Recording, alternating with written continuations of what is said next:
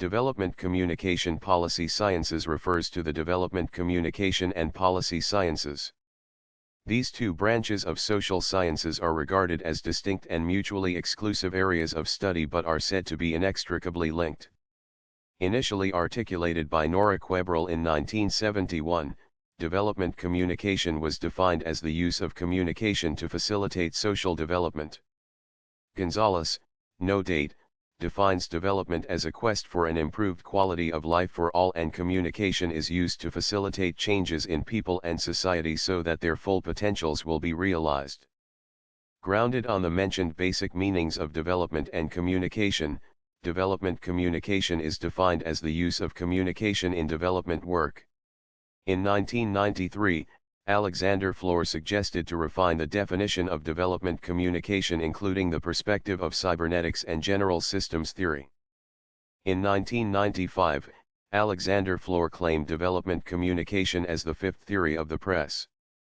According to the author, it is the suitable system given the social and political structures of the Third World and its present universal environment.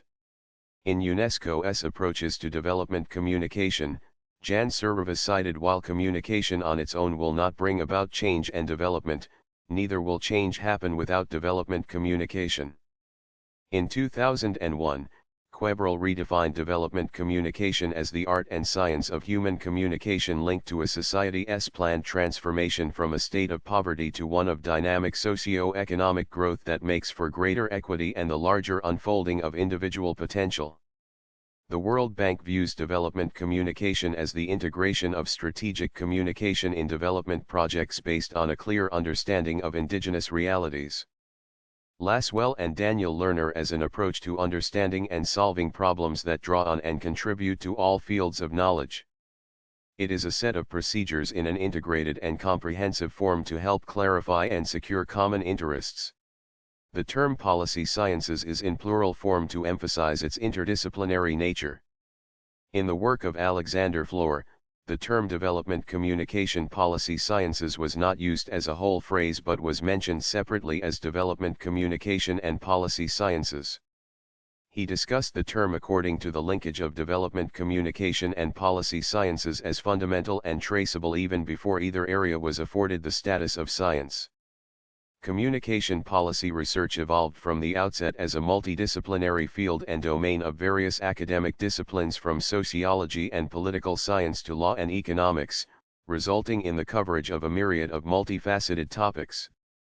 The choice of subjects in communication policy research is affected by socio-cultural, political, economic, and technological forces that determine the overall framework for communication policy and regulation, as well as by the many regulatory objectives in communication. Just 2012.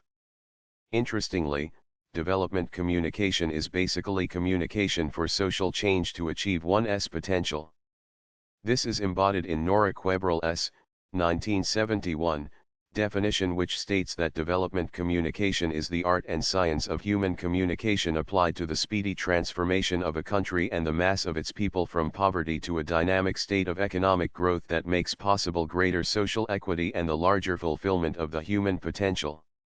Quebrel, 2001, redefined development communication to the art and science of human communication linked to a society's planned transformation from a state of poverty to one of dynamic socio-economic growth that makes for greater equity and the larger unfolding of individual potential.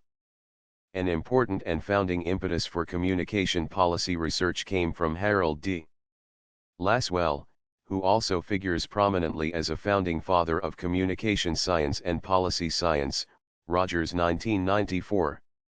He argued that future advances in communication study depended upon the development of a policy focus and upon being a third voice supplying a competing appraisal of the images spread by selfing sources.